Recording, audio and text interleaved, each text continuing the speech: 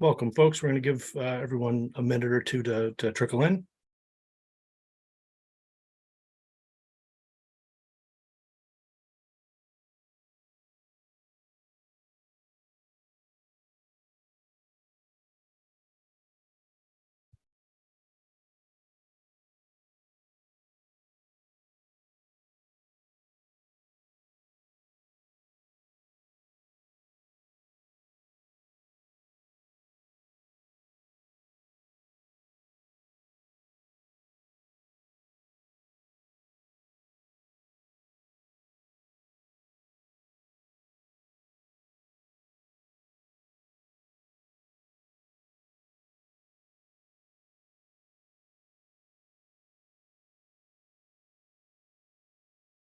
Okay, we'll go ahead and get started.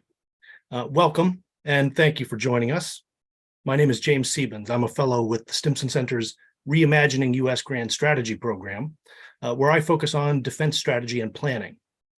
Our program is dedicated to the idea that U.S. foreign policy is best served through critical thinking and healthy debate, and by scrutinizing the assumptions that drive important decisions, but too often go unchallenged or under-examined in our public discourse.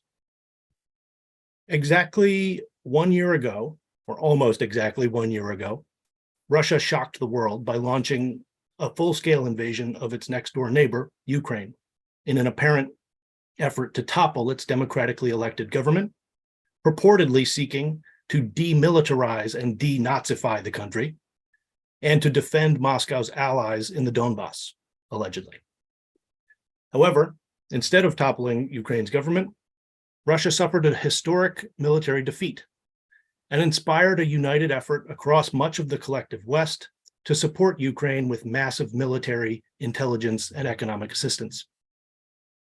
While Ukraine has been able to win back much of the territory occupied by Russian forces, the war continues to grind on, and many experts now anticipate that with neither side capable of a decisive breakthrough, the war is likely to continue to descend into a hurting stalemate, with Russia still in possession of a significant portion of eastern Ukraine.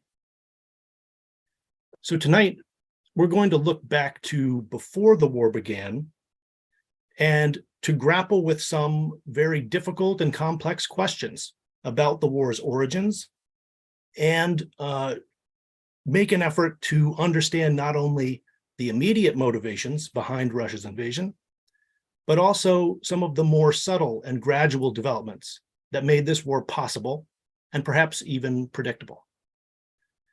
To help shed light on these issues, I'm delighted to be joined this evening by an outstanding scholar practitioner, Samir Puri, for a discussion of his book entitled Russia's Road to War with Ukraine: Invasion Amidst the Ashes of Empires, which is among the most thorough examinations I've come across dealing with the emergence of the war in Ukraine in the context of a broader deterioration of relations between Ukraine and Russia, and between Russia and the West, drawn out over the past few decades.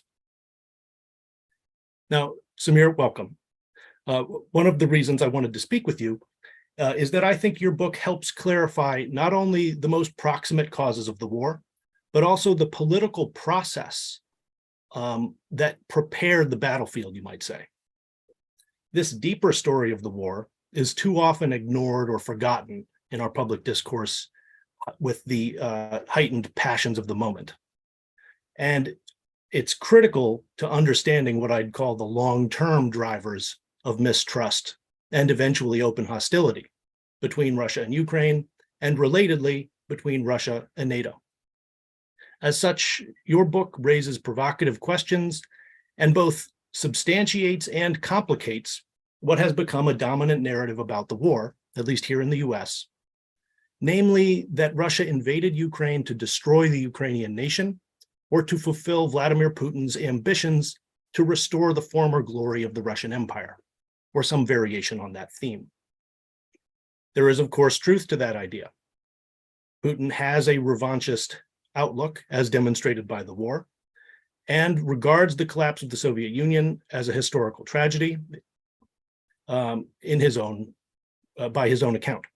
But this is really only part of the story, And there is, of course, a more complicated reality behind that, that has been more contingent on political developments and decisions taken in Moscow, Kyiv, and arguably Washington, D.C., Brussels, and other European capitals, Bucharest, for example, but we can come back to that. So this evening, I'd like to ask you about your book, to tell us what you've learned, not only in your research, but also through your experiences on the ground. What you've learned about the origins of the war in Ukraine and how it has played into broader trends in the post-Cold War international order. Obviously, that's a lot to cover, so we'll get started. Samir, first, let me ask if you can give us a little bit of a flavor for some of your on-the-ground experience. I know you've had some frontline experience, basically, working in Ukraine. So could you tell us a little bit about your career to begin with? Yeah, well, first of all, James, and to the Stimson Centre, thank you very much for this kind invitation. Needless to say, it's a worthy topic. I don't need to make the case for how worthy this discussion is, because if we don't understand the longer term causes and drivers of this war, we have no chance of working out how to ensure some kind of lasting stability, whether that's next year or 5 years' time, whenever the fighting stops. I think it's almost grade school level that wars have got long-term causes and proximate triggers. And because the passions of the day have been inflamed, I think the understanding of those longer-term causes has been subjugated under our anger around the triggers, which is, of course, Putin's brutality and overambition in launching this war. So I'm going to give a quick rundown of my own frontline experiences in Ukraine, because I think that's also a very good way of getting us started with the issue of the longer-term causes of the war. So I first went to Ukraine to work in 2004. So this was more or less straight out of university. I was in my early 20s, and I had no idea where Ukraine was, but I chanced on the opportunity to be an election observer, seconded to the OSCE election observation mission. I think many viewers and participants in this discussion will know exactly what election observation entails. The NDI does it, the Carter Center does it, OSCE, EU, UN. You drive around polling stations and you're checking in teams whether the voting is free and fair. Now, unbeknown to me, I was sort of thrust right into what became the Orange Revolution, and I was there for all 3 rounds. In the first round, I was sent to Lviv, which went off unhitched, without any hitches. Second round, I was sent to Dnipropetrovsk, further to the east, where we did spot election fraud. There was a use of the names of dead voters on lists to increase the number of votes being cast in favor of Viktor Yanukovych, a man who's now needs no introduction because he was the pro-Russian sympathizing Ukrainian candidate. Third round, I was sort of closer to Kiev. I then went back and monitored 2 more parliamentary elections in 2006 and 2007 as the Orange Revolutionary coalition fractured between infighting Yulia Tymoshenko and Viktor Yushchenko. Again, names that are now very famous. Fast forward a few years, I was now a UK Foreign Service officer in the British Foreign Office, and I volunteered after the annexation of Crimea to be seconded to the ceasefire monitoring mission in Donbass. So I lived in Donbass for 1 year, roughly after MH17, a Malaysian airline, was shot down, and staying until the end of 2015. And after that, and I was there during the Minsk peace process. I was party to briefing the negotiators going out to Minsk. I was on the ground working actually really close to Bakhmut, which was then called Artemivsk. Bakhmut needs no introduction, of course, as well. I was living in Kramatorsk, but also lived in Donetsk city, literally in the Donetsk People's Republic, as part of the MH17 recovery team. Anyway, I went back to Ukraine in a personal capacity after that. I left government, went to lecturing and think tank work. I was a lecturer at King's College London for a few years. I went back and I taught a course actually in one of Kiev's polytechnics, a course funded by the UK and Swiss governments on conflict resolution, which was in the first Donbass war a very worthy topic to educate young Ukrainians about, to no avail, unfortunately. I went back for a peace building charity to look at what's happening in Donbass around 2017. Anyhow, when this invasion exploded onto the world stage and into Ukraine a year ago, I sort of swung into action with all of my unpublished notes and thoughts, because just as James is saying, I'd seen this deterioration in Russia-Ukraine relations firsthand. I'd seen Ukraine's political evolution firsthand. Of course, when you go back and work with periods of a break in between, you see how quickly and how much a country has changed. And needless to say, in 2004, it was much more Soviet. Just the way the shops were arranged, the number of English speakers or lack of, the feel of the buildings, the lack of international brands, the shops you'd go into and there'd be a sort of an old babushka sitting behind a counter. You'd have to point at what you wanted, a bit like the bookshelf behind me. You couldn't actually physically go out and grab the produce. Yeah. And so now, of course, going to Kiev, there are many more hipster cafes in Kiev anyway. So that's a sort of an introduction to my background. James, I think I'll sort of hand back to you, and then we'll start the actual discussion.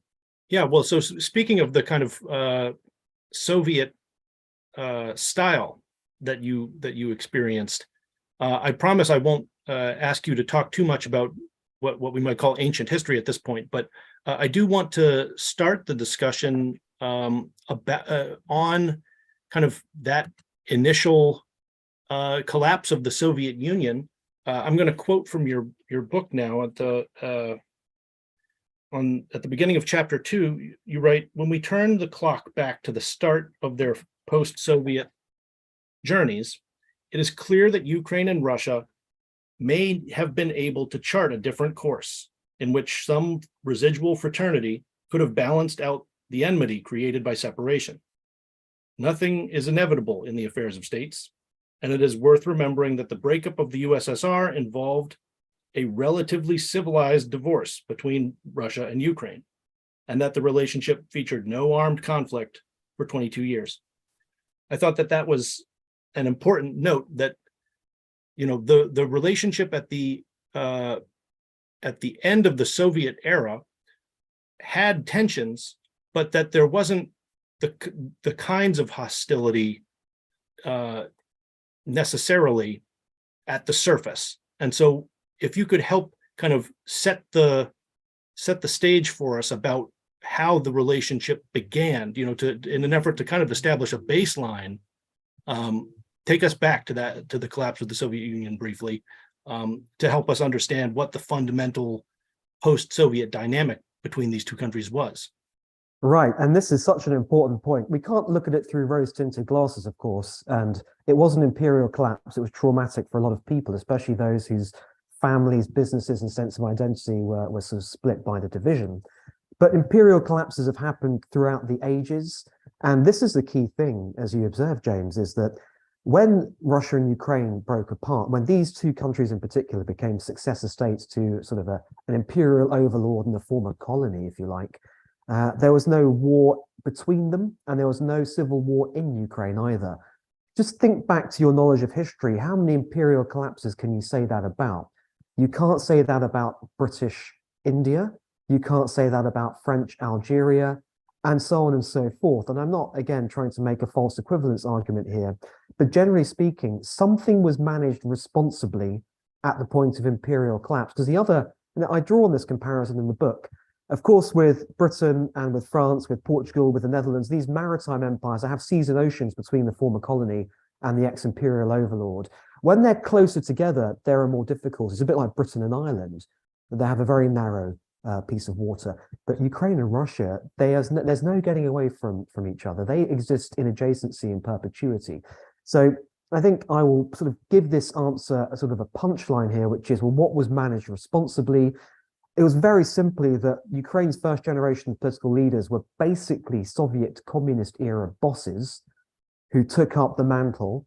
And it's the two Leonids, Kravchuk and Kuchma, who alternate in power. I won't go into the rabbit hole of talking about their politics in particular, but other than to say generationally, they both, I believe, lost their fathers in the Great Patriotic War through fighting and privation. They were both, I think, born in the 30s or 40s. They're very old men now, in fact, still alive.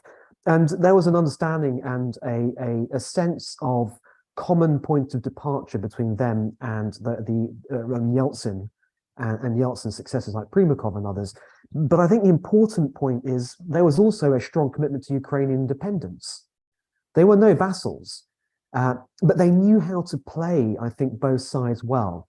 Now, I would sort of round off my answer here by saying that that state of affairs was never going to last forever, because eventually you get to people like Yushchenko, you get to people like Timoshenko. They're born in the 50s and 60s. They just don't have that lived experience of the USSR. They don't have that shared sense of we were all in this together at some point. And all post-imperial relationships evolve. And one thing I would say is that as they evolve, they need to be managed differently. And that's what didn't really happen, is that post-imperial relationship was managed quite irresponsibly, especially by Russia, I have to say, especially by Russia.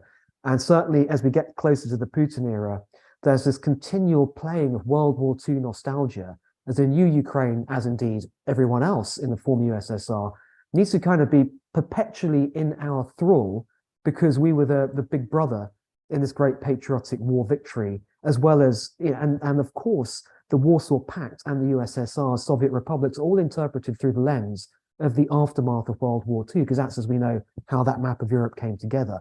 But that's what I'd say is I think that some of it's generational, and the personalities involved, Kuchma and Kravchuk, they knew how to do this well. They were skilled politicians. Well, so why don't you help walk us through kind of a lot of your book touches on the evolution of democracy in Ukraine, as you noted in your kind of opening remarks. Could you walk us through the Orange Revolution experience, what you witnessed there, and also kind of some of the broader dynamics that really, I think, that is one of the key inflection points, perhaps, where a distance was created through a democratic process, where Russia's influence became an issue, or was a prominent issue in Ukrainian elections. Yeah, and I think that's a very good way to structure this, is talking about those inflection points. And 2004 absolutely is the first one. And as I said, it's the first one I directly experienced.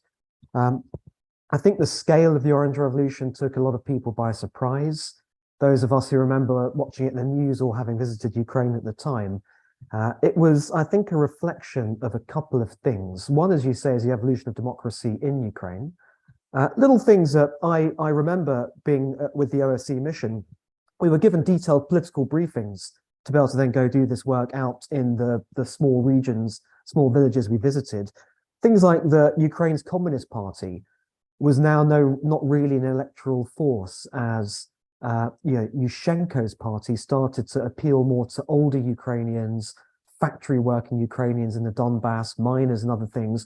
So you can see that, but you can also see that Ukrainian democracy was actually quite thriving and very lively. There was a real sense of choice. There was a real sense of competition. There's also why some of the political coalitions were very delicate, is because they were cobbled together from lots of weird constituent pieces. This, I think, is nothing really to do with Russia or the West. This is to do with Ukraine's own evolution. And the context is a really important thing here. The context of 2004, and I get nostalgic as someone who grew up in the late 90s, early 2000s, I get nostalgic being a Brit as to how safe and secure and prosperous the EU felt, the European Union felt. Of course, I'm now a post-Brexit Brit. We've got our own imperial hang-ups to deal with. Luckily, they're not violent ones, but they are disruptive nonetheless. Yeah. But look, put your mind back into the mind of Ukrainians in 2004. The EU is actually only about just over a decade old. It was with the European Economic Community before that. It had a lot of luster to it. It had a sense of optimism and upward trajectory to it. It, of course, reflected a thriving economic bloc, a common market, which if you're Ukraine, you want access to, because you've lost your innate access to the rest of the USSR because it doesn't exist anymore. And by the way, the Russian Federation's economy is spluttering, as we all know through all of the books we've read and things we know about the shock therapy, the 1990s, the difficulties Russia went through, rampant inflation, oligarchs, mafia-style violence underpinning business transactions, KGB men running lots of key business nodes. Why would you not look at the EU and think, God, that's actually an evolution forward? It was also peaceful, it was enshrining peace, and it was also, and this is, I think, one of the key points I want participants to take away, it was the height of Western unipolarity. This is now zooming out from the regional to the global part, because of course European security was always underpinned by America's investment in the continent. And, 2004, there were no challenges. The US could push through the Iraq war, take all the criticism, and still go through with it because there was no China, there was no Russia, there was no India, let alone Indonesia, Brazil, South Africa, to actually form opposing, balancing critical blocks. So all of this, I think, is part of the story as to why Ukraine tilted to the West. And I think sort of before handing back to you, James, on sort of moving this discussion to the next part, just a reflection on the Orange Revolution itself. I mean, it was freezing. I remember walking through the tent city in Maidan in Kiev. There were lots of people huddling together. I was in my early 20s. The feel of it was like a music festival from any other part of the world I might attend, like a Woodstock in the snow. And that sort of sense of the allure of becoming more Western was not only political, economic, it was also cultural and aspirational for some Ukrainians. But this is the other key point, is that Ukraine was very divided over how attractive this vision was. And as I traveled east and west, as I mentioned, Lviv, Dnipropetrovsk, even Dnipropetrovsk at the time, it's not in the Donbass, it's just a little bit out of the Donbass, it's the next oblast.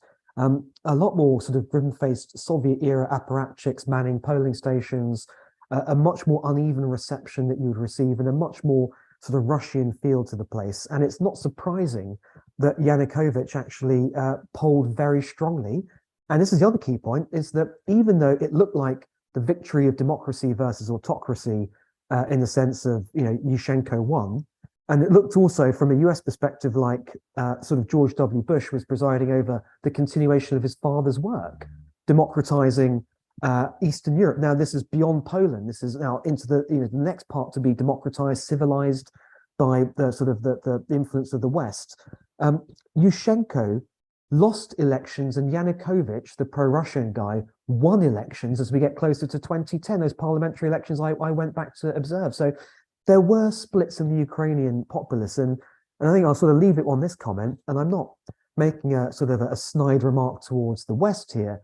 The West was in the game of influencing Ukrainian politics in a more democratic direction through some of its democracy assistance. I've got a footnote in my book. It's none other than Michael McFaul, who I think in his academic incarnation pointed out that he had State Department certification of the amount of money that's being pumped into democracy training for activists around the Orange Revolution.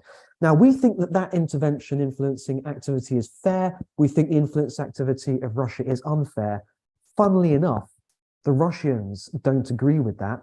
And when the Yanukovych victory in October-November 2004 was overturned by the December rerun, Putin was forever armed with the argument, your democracy just means you rerun the election till your guy wins.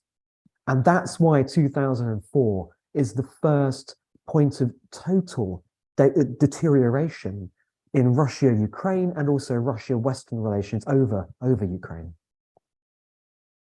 Interesting. Yes, and of course, ever since really Putin has had a perceived pathology about the West fomenting democratic revolutions across the former Soviet space. So take us forward to 2008 and the Bucharest summit and the influence, the growing influence of the EU within Ukraine and NATO within Ukraine, how that relationship evolved. Yeah, and we all know, of course, 2008, the famous, infamous NATO summit in Bucharest is when Ukraine's bid to get a membership action plan, a map to NATO, is stymied, principally because the European powers, Germany and France, are unconvinced this is a good thing to do at the time. George W. Bush administration, and I think some last-minute brokering by the British, actually got this ambiguous promise, which is that Ukraine can join one day, but it can't join today. And that, again, is I think, a story that generally we know quite well, but I'm just summarizing in case you may not know it too well. Reflections on that. So the bigger picture is that Ukraine's foreign policy makes a lurch towards joining these Western clubs, NATO and the EU, and never succeeds, and to this day hasn't succeeded. And in a bigger picture, we now know the end of the story is having tried to join NATO, but having not joined NATO, Ukraine fatally aggrieved Russia. Robert Jervis, if he was alive and here today, would just tell us there's a misperception and perception of international relations playing out because no one intended this overture to Ukraine from NATO to spark a sort of a Russian spiral of insecurity, but it did.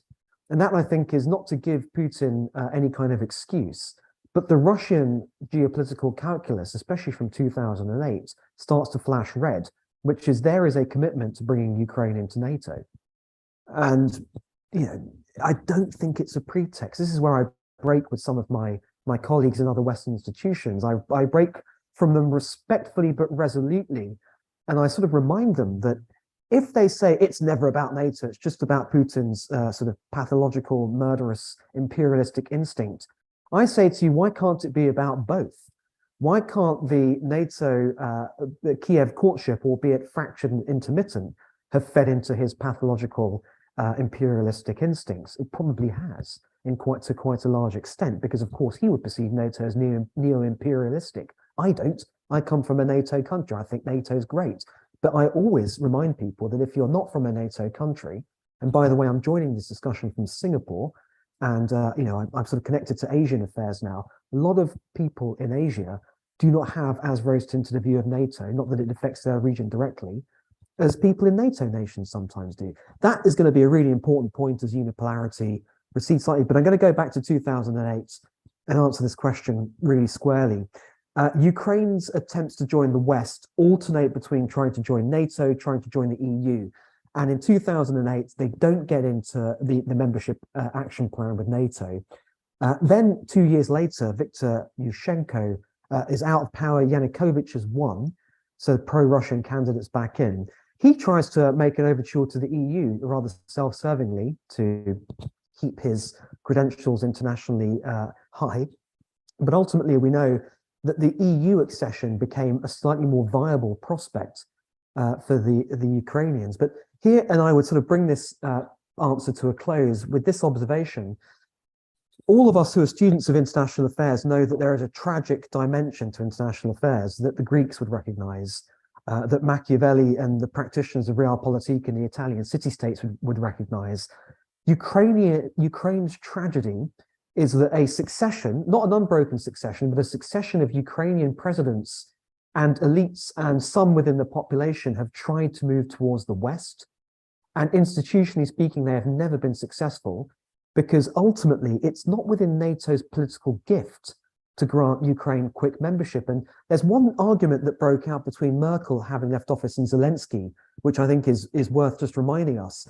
So Merkel, in one of her first post-invasion interviews in mid-2022, said she didn't regret taking the position that Germany took in partnership with France to not give the membership action plan in 2008.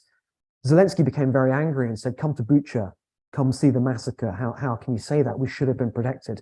And again, our instinct as people who are very upset and really feel for Ukraine's suffering, think, why on earth didn't they get this NATO membership?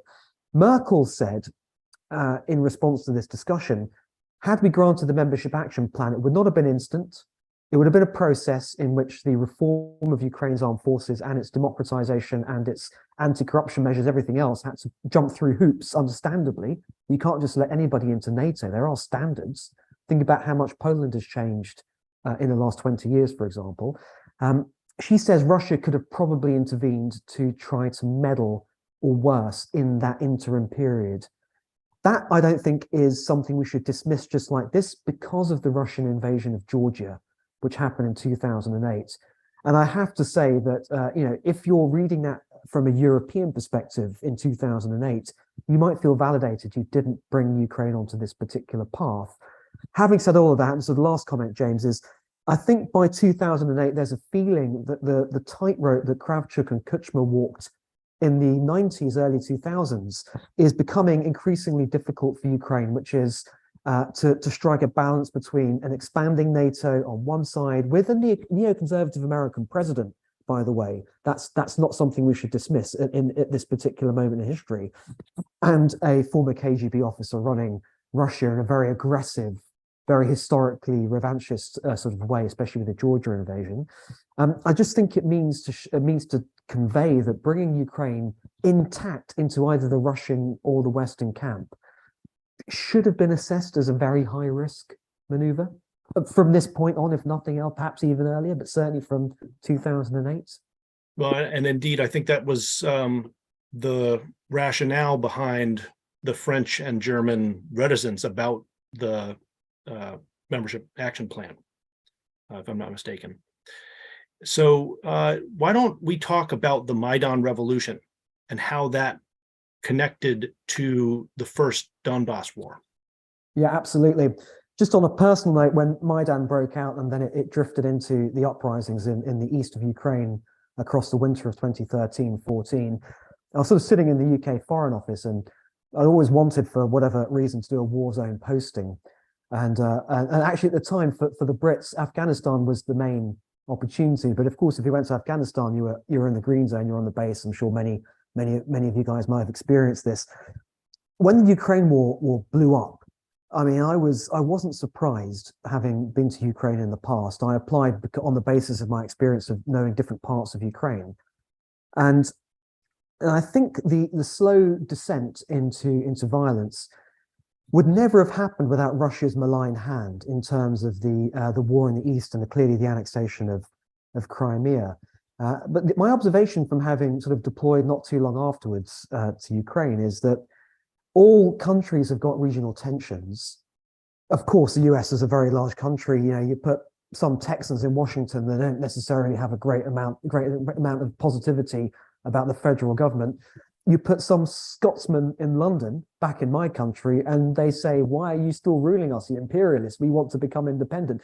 This is par for the course, especially the larger the country, tens of millions, hundreds of millions of people you've got. Ukraine had this anyway. It had an east, which was the sort of the Rust Belt. But on a personal level, this is again from having lived there, I know this, and if I hadn't lived there, I wouldn't know this.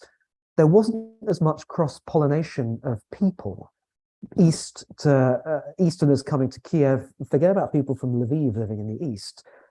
Normally, the reasons people move is because of work and education. Lots of Ukrainians who went to university closer to where they're from. It's not the rite of passage of moving out. Anyhow, I think I remember you writing that there was something like an overnight train ride, right, from Donbass to get to. Yes, exactly. In fact, to get to Lviv the first time I was there in 2004, we flew. To get from Kiev to Donbass, which I did a lot because we had mandatory R&R to get out of the conflict zone. You know, sort of every month we'd be out for 2 or 3 days, and so you take this overnight train, and even the express train was 7 hours. And by the way, that was the same train that the Ukrainians were using to shuttle a lot of their armed forces personnel. Because this is because of the scale of 2022, we shouldn't downplay what happened in 2014 and 15. The first year of the fighting, overall, that first Donbass war, I think, has claimed about 14,000 lives before this invasion last year. And most of those lives were lost in that first year. There were actual positional conflicts. We had to, as an OSCE mission, we had to stop going to certain towns as they fell to the Russian-backed separatists and to Russian forces. But I think the point about Ukraine here is that Putin has overplayed this to build this completely disingenuous case about liberating the Donbass. That is nonsense. But there was a sense of alienation between some Donbass residents in Kiev. That is absolutely true, because I knew families that were split by the separatist movement, where the wife was pro-Ukraine government, the husband had joined the separatists.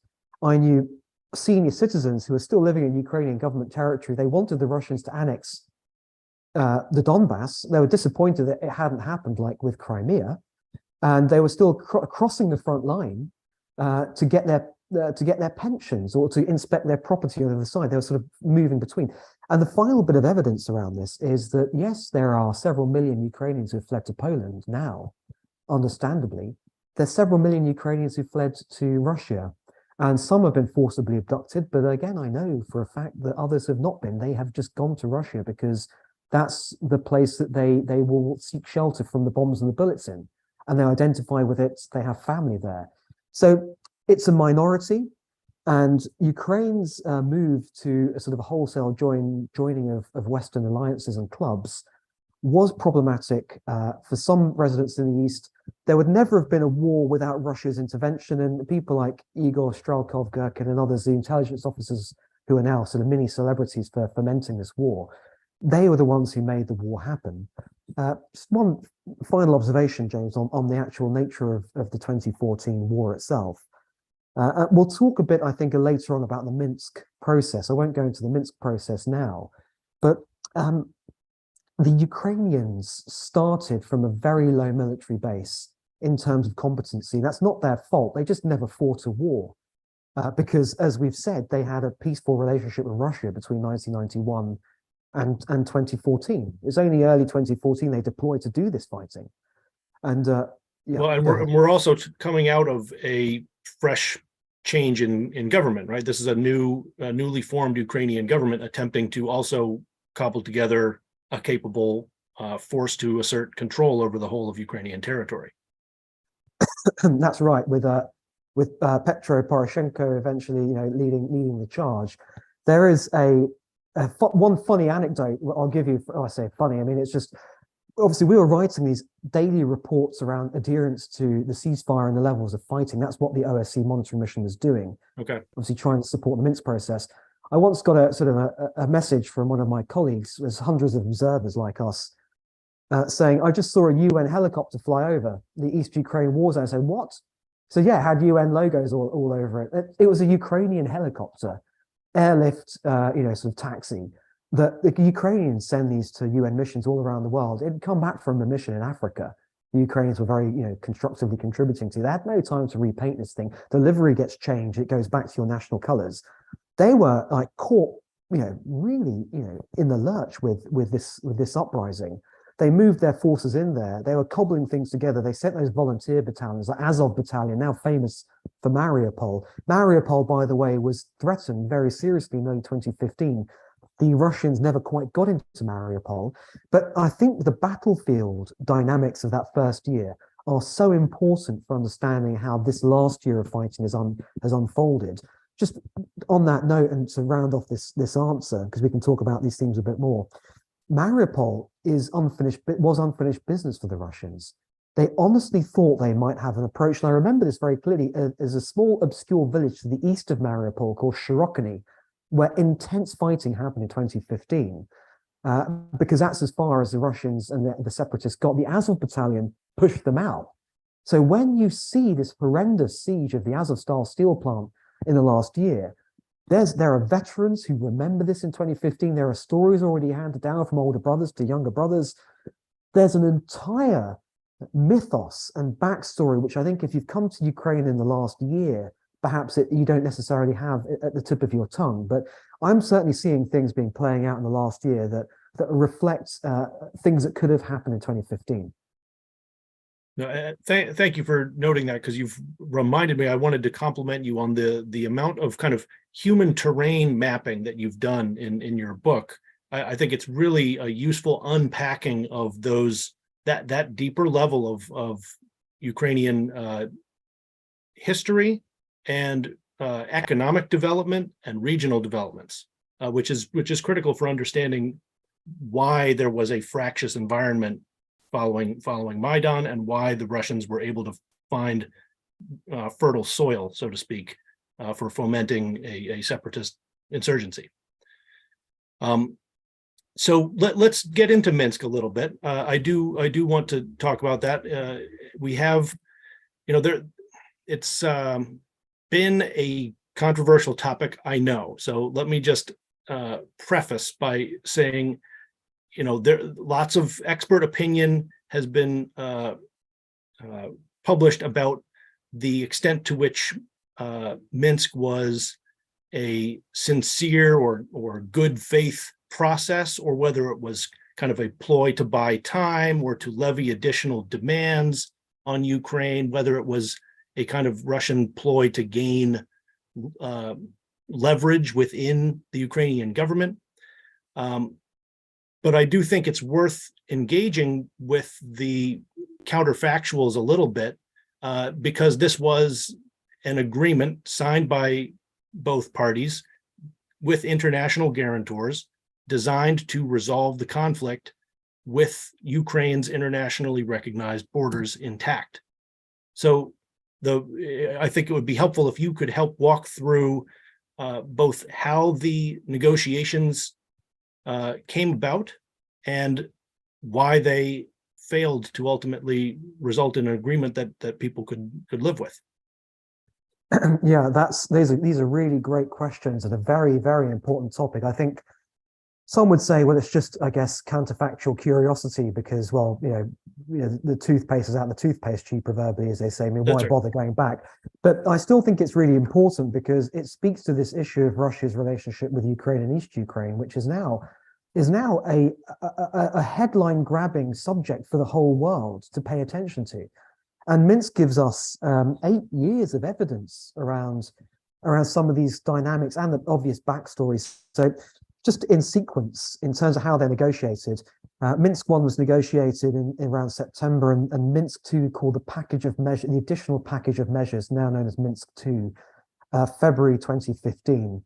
And I can tell you for a fact, because I was in Donbass, but I was also in the OSCE mission HQ in Kiev. I mean, we were briefing our negotiators in that mission HQ based on what we were seeing on the ground in the east. We were the only people on the ground in the east, by the way. Embassy staff were not allowed to go there for security reasons. So we were the only game in town. The aforementioned Leonid Kuchma, the former Ukrainian president, was the Ukrainian representative there. I was in sessions watching him in action with Denis Pushilin of the Donetsk People's Republic. So I was too junior to have a lead role here, but I was watching it happen on the outskirts, and I was part of the process. So observations, I think, to answer your questions. Firstly, the Ukrainians negotiated the Minsk II package of measures with their backs against the walls militarily.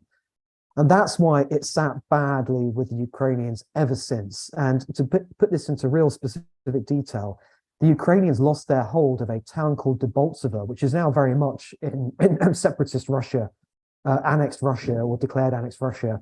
They lost their hold in February 2015. The Russians basically mounted a three-way offensive with the separatists to take it. They used Russian troops. Investigative journalism was tracked back. Troops from, I think, Eastern Russia who participated using selfies and things like this. So that's beyond doubt. The Russians fought for that territory. But they did that at the same time Russian negotiators were in Belarus talking through the OSCE around Minsk. So it was disingenuous. They were fighting and talking at the same time. And the Ukrainians knew that they had been strong-armed. That is a horrible feeling, to be strong-armed into this particular arrangement. And I think that means that the Ukraine's own politics in Kiev was always very resistant to allowing the Russians to win with this particular gambit. A couple more observations on the dynamics around Minsk. One is, and I talk about this in the book, the Russians had, and this is quite astonishing, a uniformed colonel general, which is a high-ranking Russian general. We don't have that rank in the West, in Donetsk, unarmed, with his entire staff in something called the JCCC. Now, those who are students of the post-Soviet space will know Transnistria had a JCC, which was a military monitoring staff to try to conflict manage in Russia's favor. So there was a Ukrainian general and this Russian colonel general who would meet on a daily basis to ostensibly, de-escalate flare-ups in the fighting along the front line. The reality was, and I went to visit his office on a weekly basis with my colleagues, he would show up, the Russian colonel general, straight out central casting, a very tough individual. Always made me think, if you rise up in Russian land forces, you've got to be a pretty tough hombre, I think. And he'd be flanked by the DPR and the LPR guys. The DPR guy looked like he was about 15, wearing his father's uniform. The LPR guy was wearing a white roll neck jumper. It was sort of winter. Clearly, we could see who was in charge in this dynamic. But the Russians had a field presence, they had their negotiating presence, and they had their fighting on the ground presence. And they locked it all together to try to impose a kind of Transnistria kind of endgame on this situation. Credit to Ukraine, they wriggled out of this. It's a bit like, you're on the canvas, you wriggle out just before you're pinned and you can't get out. The next key thing, James, there's just a couple more reflections on this, is I left Ukraine towards the end of 2015. Russia lost interest in Ukraine as well, because I happened to leave the same month they sent their task force to Syria, which is sort of September, October 2015. They backed Assad's government in Damascus, but they actually didn't fight for him properly, overtly, till the end of 2015, the task force to Latakia and other things. I mean, ISIS became a bigger deal globally. Lavrov's time was mainly spent in the UN outfoxing John Kerry and others. You know, that then became the central focus. And I wasn't in Ukraine. I certainly wasn't in Russia. I can't think that the political bandwidth, now that you're doing Syria, and this is off the back of we're going to humiliate the West because they've messed up Iraq and they're messing up Afghanistan. And to be fair, the Russians kind of did. They achieved their objectives in that context. I think their eye came off Ukraine. And that's why Minsk just settled into this dormancy. And so did the conflict in the first Donbass war. It just kind of tailed off. Sort of one more observation on this. I think, could it have been implemented? I remember one story in Kiev. I was in Dnipropetrovsk actually again in 2015.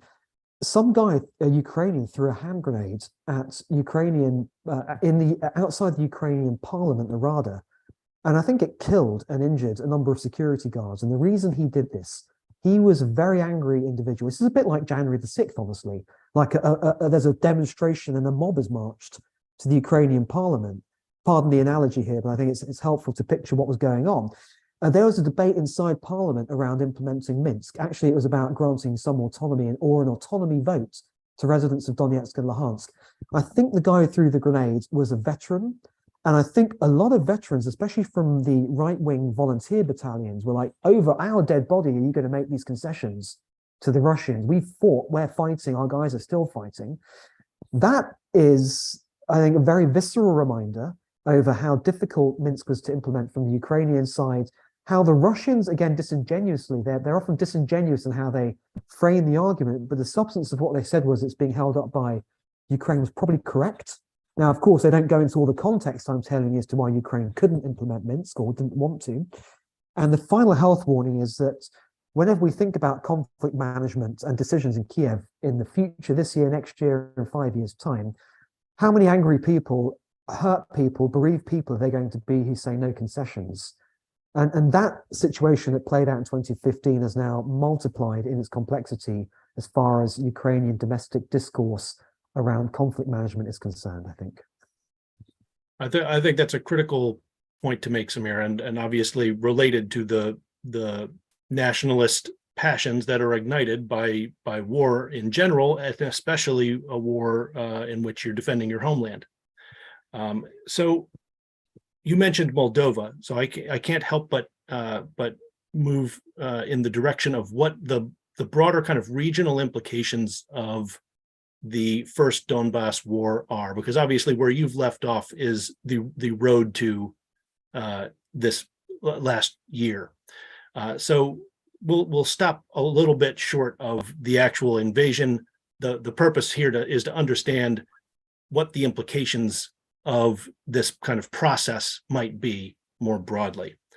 So one of the concerns that's frequently raised about this conflict is that Russia's designs are really about regional domination, and that those designs extend beyond Ukraine. There are other examples of separatist regions, Transnistria or South Ossetia being the first two that come to my mind, that are supported by Russian forces and recognized by Russia, or at least bolstered by Russia politically. And that has actually motivated, Georgian fighters to join the Ukrainian fight out of a sense of solidarity, because there's a sense that this is a broader regional challenge. So how much of the sort of imperial sentiment behind Russia's invasion of Ukraine do you see as particular to the Ukraine context and motivated by the particularities around Ukraine's relationship with Russia or relationship with Europe or NATO? Or are there real do you see this as a first step in a kind of broader campaign to reinvent Russian domination of its near abroad, so to speak? Yeah, a very good question. I'm not an expert on the region, but I've certainly got some views around sort of the post-imperial Soviet space. And where we're sitting now in 2023, I mean, the Russian armed forces are so occupied with the annexations they're attempting in eastern Ukraine. I don't tend to believe people who sort of scaremonger that this is the first launch pad for a massive regional campaign. maybe if the Blitzkrieg in a year ago, almost to the day, had worked in their sort of putative, their planned 3 days, we might be looking at serious threats to other territories. But there's no way that the Russian armed forces are going to have the bandwidth to be able to do this, given that the Ukraine front is so stretched. Having said that, when I looked at the map when this kicked off a year ago, the region that I mentioned was very much in my mind. A couple of observations. One is when I was in Ukraine for the year in Donbass, there were very clearly Chechens on both sides of the conflict, then as there are now. And the reasons for that, I think, speak to some of the regional complexities and the sharply polarizing views that Russian imperialism generates in the region. The reasons are obvious. So Kadyrov's men fight for the Russians. Clearly, we know that. They're sort of they've done a lot of the dirty work, and they actually led some of the charge, and they still do in terms of the fighting today. There's also another generation of traumatized Chechens who fled Chechnya because their homeland Grozny was flattened in the early 2000s and the 90s. And I had a very good Chechen friend who had taken citizenship in an OSCE member state country and was now seconded to the mission. But whereas I was a relative tourist coming from the UK with no connection to the region, for him, working to monitor and stop Russia's expansion was a personal mission. So that's a good illustration as to how complex this is. And I think it's very wrong to see it in black and white. Transnistria, now, I had Moldovan colleagues as well, very good Moldovan colleagues on this mission. I thought a year ago there might be some sort of military link up between the Russian forces in Transnistria and whatever expedition they sent towards Odessa. We know what happened. It never went that far. I thought the Russians could invade out of Transnistria. I didn't know enough about Transnistria, but I don't think the Russian forces there are equipped to do so. I think the issues are, for Transnistria and Moldova in particular, if the Russians built a land bridge right across Ukraine's southern coastline, I think Moldova's situation would be absolutely dire. Because they haven't, I think Transnistria's position is now actually quite difficult, because turning a blind eye to this kind of frozen in 1990 sort of nether region of the post-Cold War world, I don't think it's going to be so tenable for Moldovans and Europeans going into the future, because the idea it could be a springboard is now pretty acute. The accessions to the European Union that the Moldovan and Ukrainian governments have been granted, the accession, I think, plans that they've been granted, that's quite recent in the last few months. That, I think, now is the big question as to whether either of them will come into fruition. There's several possibilities, a bit like the way, Sweden can't join NATO, but Finland probably can. There's a possibility, I think, that Moldova could even join first, or maybe not for another 5 or 10 years, but it could join before Ukraine, if Ukraine still has an active war zone and there's just a lot of difficulty in getting it in there. I still think there's a possibility of a divided Ukraine joining the EU as well. But I think this is just sort of wrapping this up, this response up, is it is still the next phase in this tussle between Russia's claim to influence in these places and the West's claim to modernizing and securing them on behalf of their residents. And we take sides on this all the time. And now this war and its brutality means that the side to take is obviously the pro-Western side. But it is unbelievably complex, I think, to see it in black and white terms. Well, so I want to offer you an opportunity to flag any other off-ramps that you might have seen on Russia's road to war. Were there missed opportunities? Setting the Minsk process to one side as an example of what didn't work out for the reasons I think that you articulated very well, both that Ukraine felt that it had been essentially coerced into signing, and that it made untenable kinds of concessions in that agreement, politically untenable at a minimum. Yeah. What other off-ramps might there have been in advance of Russia's invasion in 2022? Right, and we will never know ultimately, but Yes. in terms of studying the history, the things that certainly that come to mind, putting Minsk aside, probably Zelensky's coming to power 2019 from after Poroshenko's period. I think when you go back, Zelensky, of course, looks completely different. He's as a aged a candidate? decade, right, as a candidate, and in his first year or so, he only held office for between 2019 and early 2022. For barely a couple of years before this happened, and he had and has, I think, probably one of the hardest jobs on the face of the planet, frankly, Yeah. in terms of managing a country that's being invaded by a bigger neighbor. But I think his two campaign pledges were anti-corruption and resolving the war in the East. Now, sadly, there didn't seem to be any particularly new ideas around how to do this. And I think Putin took a very, very condescending view of Zelensky. Imagine Putin, who's like 26 years or thereabouts his senior, looking at Zelensky and going, who the heck is this comedian, this fresh-faced, clean-shaven guy? Has he even got any hairs on his chest? Whatever he might be thinking, Putin is thinking, I'm going to play this guy. That, of course, is probably the seeds of Putin's hideous overconfidence 1 year ago. But I don't want to go to that. I want to go back to 2019. There were no real, I think, fresh ideas around how to unscramble this. We had the Steinmeier formula. That's the German foreign minister who talked about, I won't go into what he said, but a sequencing to implement Minsk, which would have allowed for some degree of progress to have occurred. I think Minsk was still the only game in town. A quicker resumption of the Normandy process, which, I mean, Putin and Zelensky met once, I think, in Paris under Normandy, but again, like it fell out of the geopolitical pecking order, Ukraine, in this particular period of time. If we'd have kept it up there, and if the US maybe had been a observer or played a different role because it wasn't part of the Normandy Four, it was France and Germany, Russia and Ukraine. That's another, I think, way in which we could have angled this. Obama wasn't particularly impassioned by the Ukraine issue. John McCain, as a senator, came to Dnipropetrovsk by coincidence when I was there. He met Dnipro 1, the volunteer battalion. He took on a very kind of Cold War era, our boys are, we're with you, the Ukrainian boys will fund you. I'll go back to Washington, I'll lobby on your behalf. I think Tom Cotton came with him, by the way. Very fresh-faced Tom Cotton, if I recall correctly. But there wasn't, as far as I understand, the consensus in Washington to do this. And that would have been political, not military, I think, attention, diplomatic attention to try to move it forward. I suppose one other possibility, and this is a kind of, someone might say, well, why are you saying this, Samir? If the pandemic hadn't happened, now that's not something that we could have done. You can't fix that in Washington or Moscow. It happened.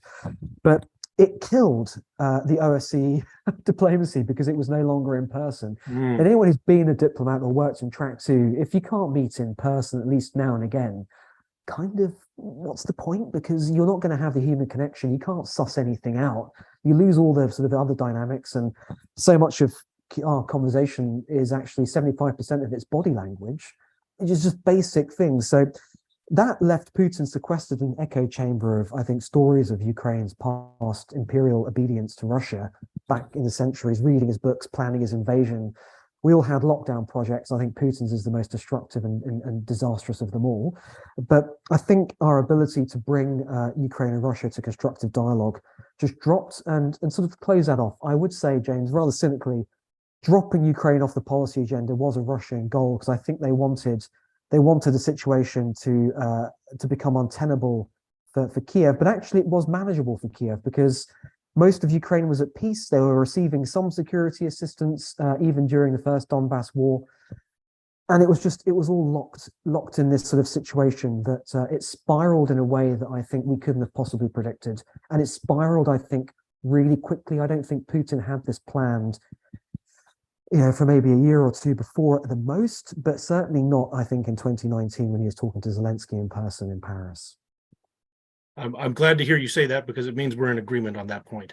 Well, Samir, I want to thank you very much for joining me this evening and for producing this important piece of scholarship. I mean, you really have blended diplomatic and military history with on the ground kind of, war correspondence, if you will, and that kind of human terrain political mapping of Ukraine's democratic evolution. I thought it was really a fascinating read. So thank you very much for working on this and for all of your remarks this evening. Thanks very much for having me. Really, really good chat. Thanks, James. So it's my pleasure.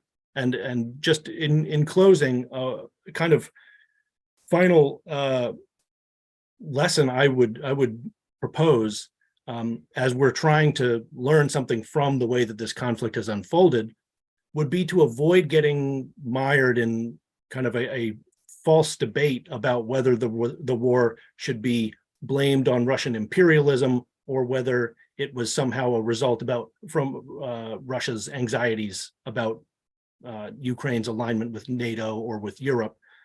Because as you noted, I don't think that these are mutually exclusive concepts. That, these two explanations may actually be complementary rather than contradictory. And so we need to think about how to reconcile these different levels of analysis through which we view the conflict, and view the dimensions of the conflict as interrelated and not in contradiction with one another, if we're going to have any hope of avoiding repeating the same mistakes or trying to avoid a bloody war of attrition or worse in Ukraine. So thank you all for joining us this evening, and please continue to track the work of Stimson's Reimagining U.S. Grand Strategy team. Until next time, thanks again.